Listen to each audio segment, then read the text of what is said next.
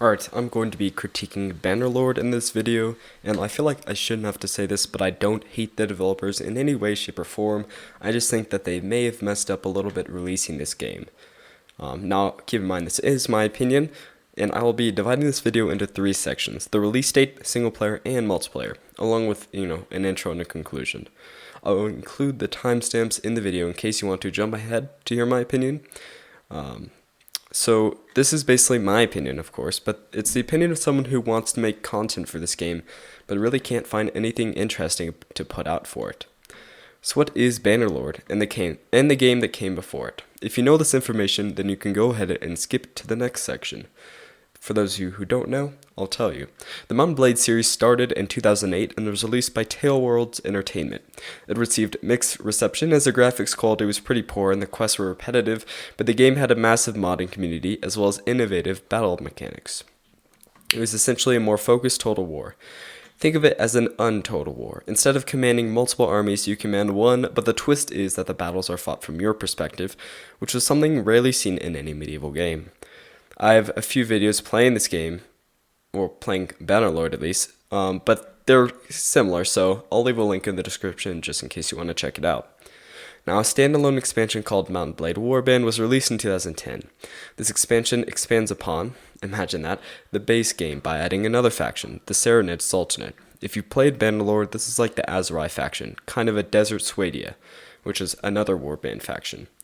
Warband also increased diplomacy, allowing the player to start their own faction, and most importantly, they added multiplayer mode. And wow, was this the most popular thing in Warband by far.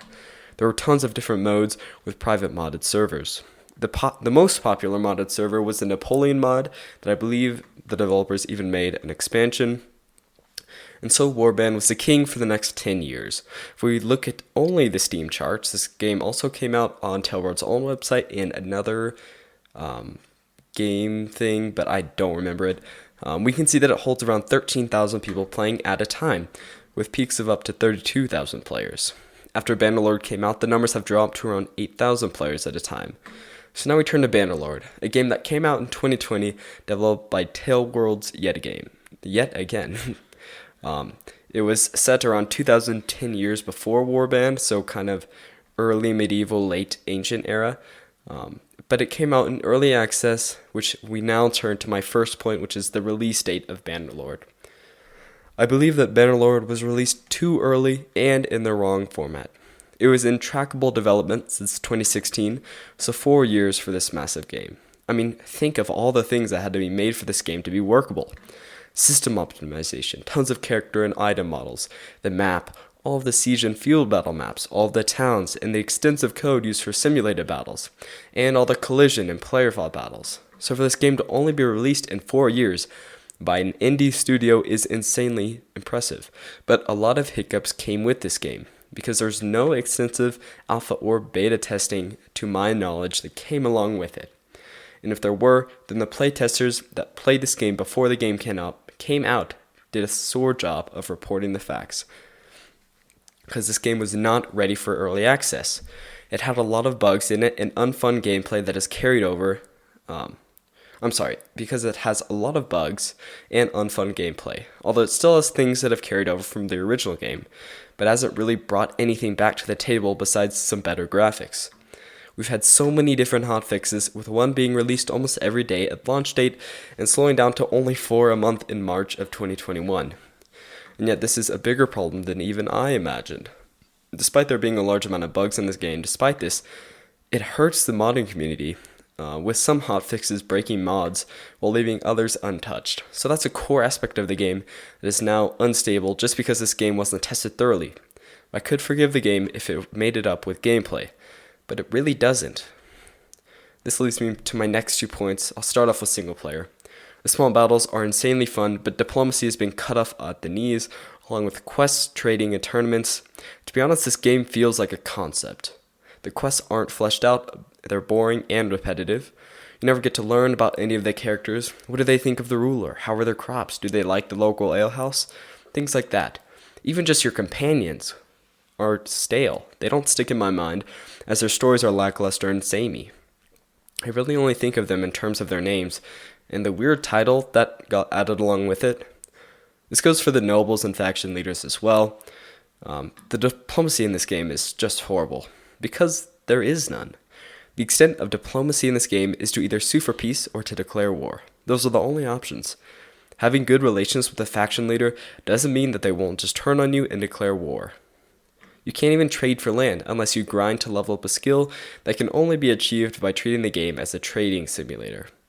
We have the additional smaller problems in that tournaments are so boring. The excitement fades off after the first one, much less the 100th. But the single biggest problem that really plagues this game is the money-making system. It's atrocious. It's so difficult to earn money in this game. Workshops barely scrape by, giving you at most 200 dinars a day, although it's normally less than 100. This is even with keeping in mind what the local villages produce. So if you're putting $15,000 into a workshop, it takes so long to earn back that money that it's just really not even a good investment. And caravans are downright terrible. Even if I invest $25,000 into sturdy guards from them, they still get raided by bandits continually, leading me on a quest to rescue my companion and do it all over again. And once you get to the late game, castles and cities aren't lucrative either. I had a game when I controlled 8 castles in one city and I couldn't even maintain a 250-person army. Add garrisons to these fiefs, and you're lucky if you even break even. The only reliable way to make money in this game is smithing, which feels like cheating. It's downright broken. You can literally make javelins that are worth at least $100,000, although you'll never get that much because the cities really run out of money. The reason making money in this game is as big of a problem as it is because it limits the fun battles you get to partake in. By capping your army size this way, there are less exciting skirmishes to look forward to, which means I will start to lose interest pretty quick. And siege battles. They are some of the worst things that I've ever had to lay eyes upon. Men continually fall off walls, siege towers, and ladders. Your control over them is extremely limiting, and you don't even get to decide where they start out on the battlefield. The whole thing is a nightmare. I think that's it for single player mode. It has a lot of flaws that make for a limiting experience, and I didn't even mention the forced storyline. On the multiplayer, this is the biggest draw for Warband because of all the fun modded private servers. We see none of that here. There are 4 stale game modes in Bannerlord. Captain mode, a 6v6 where you control a customized type of unit, so you can have like Battanian Fians as your archers, and then someone else can go Cav or whatever. We have Skirmish mode, which is another 6v6 mode, but with only players battling each other. We have Team Deathmatch, like Skirmish, but there are more players in a classic Deathmatch format. And finally Siege, a 60v60 where players try to take over or defend a castle by capturing or holding onto flags until the timer runs out. Expanding upon these, Captain mode is the closest to an army battle and is really my personal favorite, but it still falls short. Team cohesion is difficult with only a regular chat bar, not even a voice chat, or at the very least a pinging system. It basically devolves into your whole team splitting up around the map to capture flags or take on the enemy team by themselves. This isn't to say that there can't be unit cohesion within this mode. I've had it happen before, but it's rare and hard to do.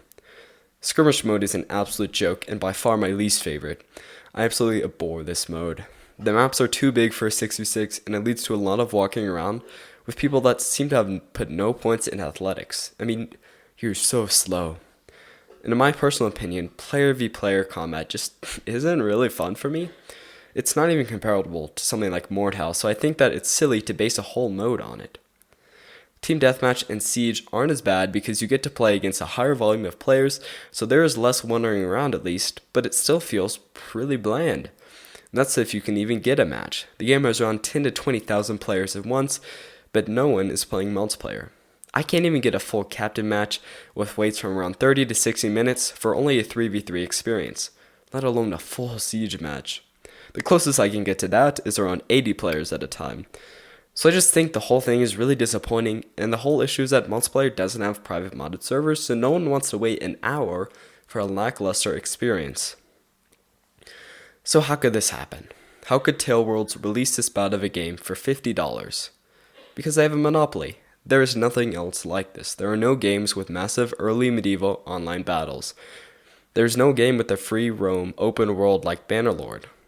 This is the only reasoning that I could think to justify releasing a game like this, even in early access. I hope you enjoyed the video. Make sure to subscribe and like and click the notification bell, even though that's what the subscribe is supposed to do. And you can also check out my Battle Plans podcast where I talk about historical battles. And you can also donate on my Patreon if you feel so inclined. Thank you for listening, and I'll see you guys later. Adios.